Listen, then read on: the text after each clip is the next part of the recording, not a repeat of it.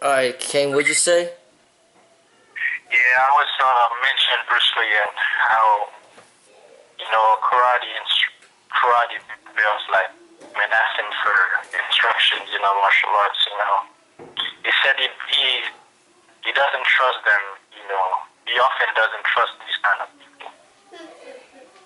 Like imagine you know how to fight already. You know all the techniques. You know how to kick and punch. But now you want to come to another school just for another instruction. It's gonna tell me a lot about you. I mean, I'm not saying that all of them are like that, but maybe this person like at least don't have their black belts and through that school. Maybe they realize that they don't belong to that school and they're trying to search or maybe diversity and actually realize that that's the master they connected to, or on the negative side, they have their black belt in another school, so they figured that they should go to Bruce Lee's school so he can get his get certified, whatnot, so they come so they can create their own business. So, in my in Bruce Lee's place, I think I would feel the same way. I wouldn't trust these kind of people either, because it's like one of the people who just come and take what they can, so they can run with it and do their own thing. Well, when I think So about it, yeah, it gets me to think about just how if you think about it in terms of employment, because I mean, you think about it in terms of martial arts, there's not that many people out there that practice martial arts. There just isn't. yeah, So if you think about it in terms of employment, it'll be more easily understandable because almost everybody out there has a job. Like a lot of people have jobs, so they could understand. So when you're an owner of a company and then you hire somebody, it's like you're always watching out for the company. You're always saying, how loyal is this employee gonna be for this company? Like, how long is this yeah, person gonna actually last? Like, is it gonna be 3 months? Is it gonna be a year? Is it gonna be 2 years? Is it gonna be 5 years? Or yeah, like, how long is this person here? Now, if you're talking about a corporation, like a McDonald's or like a Walmart, like, it's just so disconnected from the owner. The CEO is so disconnected from the employee that you already know that, hey, this person, there's no real bond there. There's really no connection. Like, the employee is always going to be using that corporation for the time being until they find something better. You know what I'm yeah, saying? But compare a corporation to like a family-owned business where it's like you're the actual owner of this business and this is your livelihood. This is your thing. Now, who are you going to hire to work with you? Typically, it's going to be your own family because they're there for the business because it is the family business. It's like me operating Freddy's Modern Kung Fu, and then who's by my side? Well, my wife Jenny. She's my blood right there. The wife that's gonna be there to help the business regardless. It's not about getting paid. You know what I'm saying? It's about yeah, this is a family thing together, and then my parents, and then my children. Now, when you go outside of this blood, how are you gonna find that loyalty in that person's heart to help this family business grow? Now that is the challenge. But most people out there will be for themselves, where it's like, I'm gonna get what I can out of you until I find something better. And then when you have that yeah, mentality, you know that these are not the right employees to invest your time into. You might just show them, you might just let them be a cashier, but they're not going to be a manager. They're certainly not going to be a general manager. They're certainly not going to be like high up in the business that requires more trust. So as in any company, there's always going to be like a chain of like development. Like you start off at the basic level until you prove your loyalty and commitment through hard work, and then build that trust, and then they'll let you get deeper into the company to the point where you might become the vice president or whatever the case may be, like a high position up in the company. But just think about it in a smaller scale, which is a family-owned business. You got the owner of the business, and then you got the people under him trying to help the business grow. So you think about a martial arts school. A martial arts school is basically a family, owned small business. Because there's no such thing as like a martial arts corporational school out there. Because the martial arts, they don't have the martial art business, the industry, they don't have the experience necessary in business to make it successful the way these other corporations are. Like, so you see, like, if we stop talking about martial arts schools, we start talking about gyms. You think about the corporate gyms out there, like Export. They used to have Bally's, now they got LA Fitness. Two of the big ones right now, LA Fitness and Export. Those are corporations. Now, if compare that to like a small scale gym where it's like it's not large like that, and then what it would take to compete with those huge corporations, so it's so when you're having students, it's just like it's a test of time basically. It's like through time, you get to know the person. Through time, the trust is built. Through time, the loyalty is shown. Through time, you discover whether or not this person is truly disciplined. If they cannot last through the test of time, then it's already self-evident. They're not within the family to help the school grow.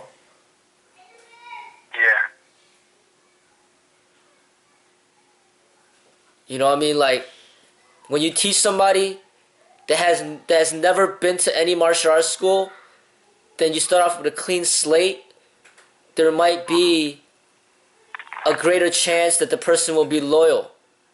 But if you teach somebody who's been to like 6 different schools already, you can pretty much assume he's gonna treat your school the same way, like it's nothing. It's not important. Exactly. So it's just another tool that I'm gonna use for my own purpose. Yeah, I mean, it's the same way with dating. You know what I mean? Like dating somebody that's had like a female that had 12 boyfriends in 1 year. You know what I'm saying? It's like you already know you're just another one on the list. But if you date a woman where she's been with somebody for 10 years and then they broke up and then now you're with her, you see more loyalty there where she's more grounded. True. She's not like everywhere. So it's the same thing with employment. It's like you got somebody who worked somewhere for like 6 years. He loved the job. But then the job went out of business and now he has to look for another one. And then he happened to find you. But then you see that he had that job for 6 years and he didn't get fired. He didn't quit. The place just went out of business. So now he has no other choice but to find another job. He ended up finding you. Right? So there's a better chance that this person will be loyal to your school. But if you got somebody who's like, oh, you know, I train in this, I train in that, a little bit of this, a little bit of that. Well, you're just gonna end up being a little bit of. He's gonna learn a little bit of you too, and he's not, you know, he's not gonna really be there to help your business grow. So then it's strictly like a business transaction. You know, hey, pay me $50 and teach me how to jab. All right, here's another $50. Teach me how to do the cross. Oh, here's another $50. Teach me the nunchucks. Oh, here's another $50. Teach me the front kick. It's just a strictly business transaction. Yeah. You know, so. Pay me $100 to learn the bow staff. And then they learn it, and they're like, oh, you know, I taught myself. And then they'll be like, oh, you know, I have my own school now. Follow me, learn from me. Give me money and I'll teach you. You know, so. Actually, in fact, I'm a grandmaster. Yeah, call me sensei. You know, it's like. Yeah. Call me master. You know, I'm a master now.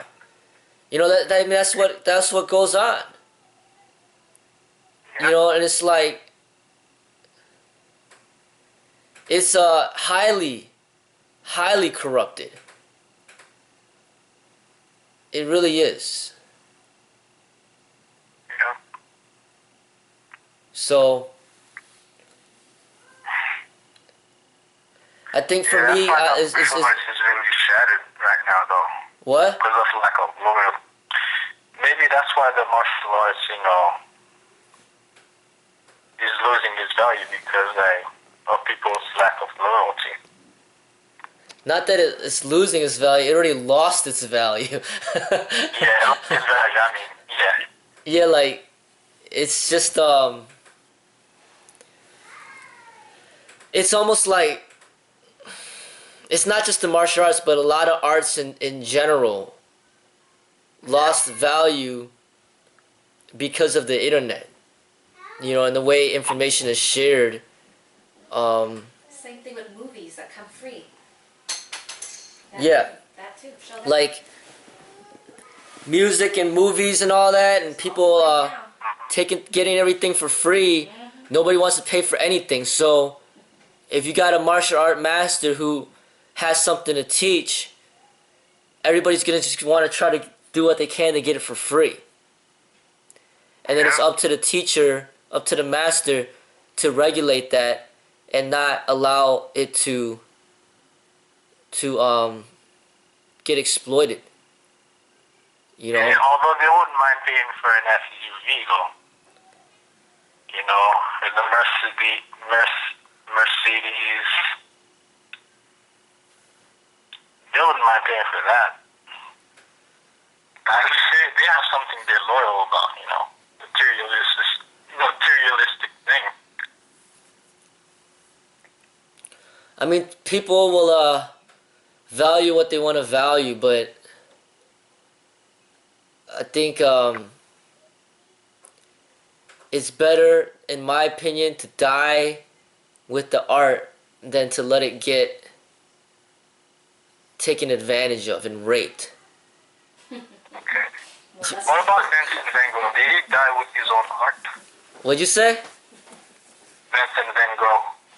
Molested. No, but that's different. Those are paintings that are like, you got original paintings. You know what I'm saying?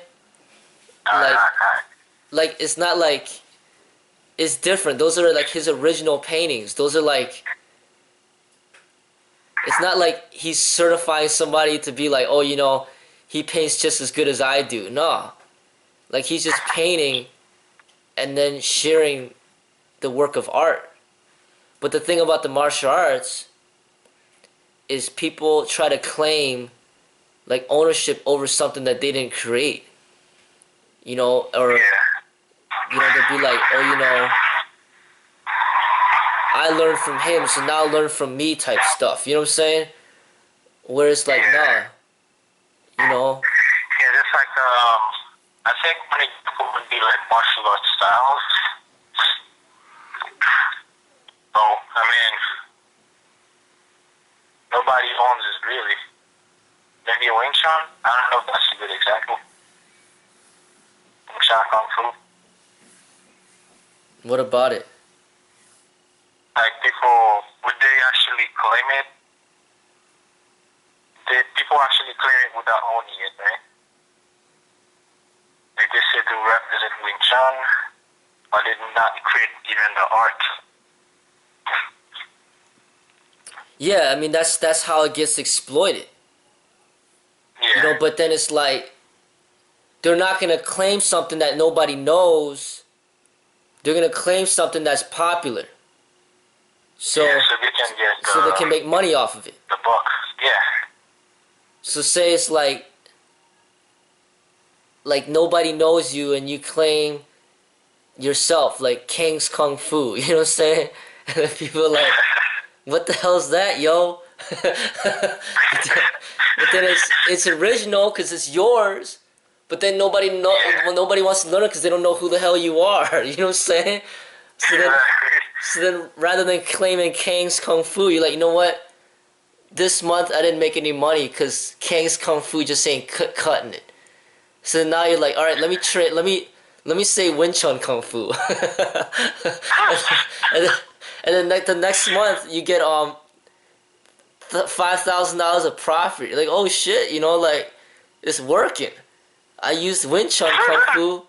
Now I make 5,000. I say Kang's Kung Fu, 0. You know what I'm saying? So it's like people are just using the label of what they could use to make money, and nobody could stop them from claiming a label from China. Do you know what I'm saying? Yeah. Like, who in America is gonna be like, hey, you know, you can't say Wing Chun, or you can't say Taekwondo. Nobody could say that, you know? But if you go ahead and like start like mass profiting off of like P90X, you're gonna have some legal issues. You know what I'm saying? Yeah. And that's a lot of, that might be a reason why I don't know. You know, I mean, like, because even Jeet Kune Do is still not protected. Like, only American stuff is protected. Like a actual American business. Whereas, like, you know, if you work for Subway, somebody gave you permission to use that name Subway. You know, you can't just create a business and be like, all right, I'm going to call it Subway. No, it's like that name's already taken. You got to get permission from the franchise. You know, yeah, you got to get permission from the owner to use that label. You know, so there's just an immense amount of corruption because the martial arts derives from the East, and people are stealing labels from the East to use it to profit. So, essentially, Kang, you could be like a Tai Chi master today if you want to be. All you gotta do, open up a YouTube account, say Kang's Tai Chi, and then say, alright, I'm a Tai Chi master. My name's Kang. Right? Yeah. And then now you got a bunch of followers. Like, hey, I want to learn Tai Chi from Kang. And then now you got like 100,000 subscribers, and you're making a bunch of money teaching Tai Chi. Now who's gonna stop you? Oh, you know what I could do? I could call it Jeet Kune Do.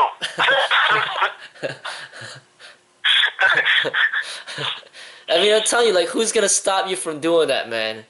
And then you go to the community center where you live, and just tell them that you're a Tai Chi master.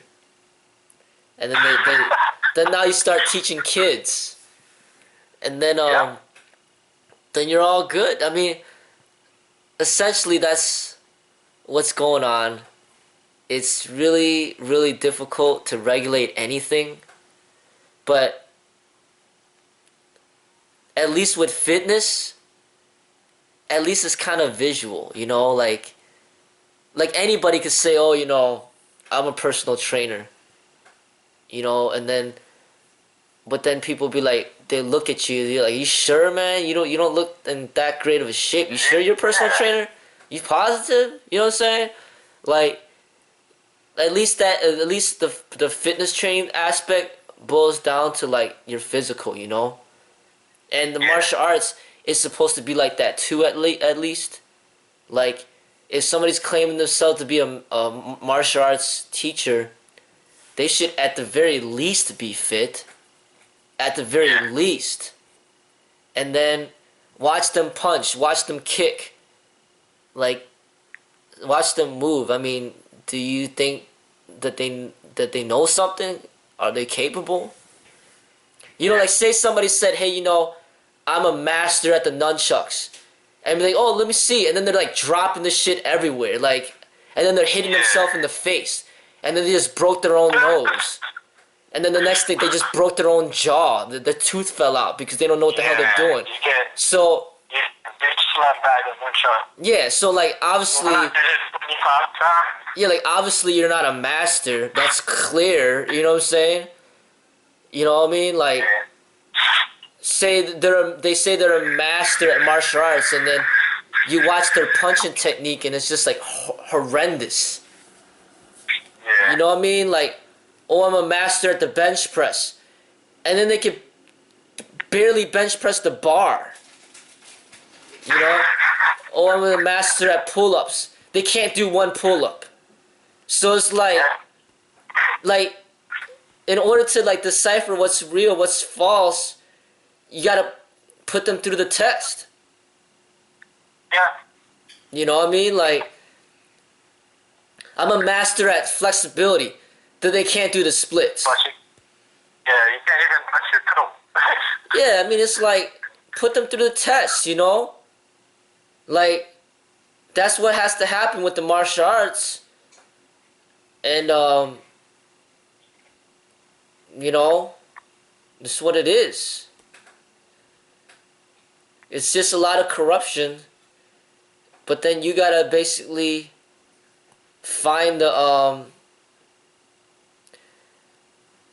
real, you know, separate the real from the false from your own you know, your own research or whatnot. Yeah. You know, but even the people that, there's not going to be that many people that claim themselves to be martial arts master, because you can't really make that much money off of it. You know, it's just not that many people care for the martial arts. It just isn't. You're not going to really make that much money. So it's still a very small industry. Very, very small. Yeah. You'll make more money being a personal trainer than you will being a martial arts teacher. You know, it's just not that. It's not a profitable business. That's why you don't see it everywhere. Because it's not profitable. So,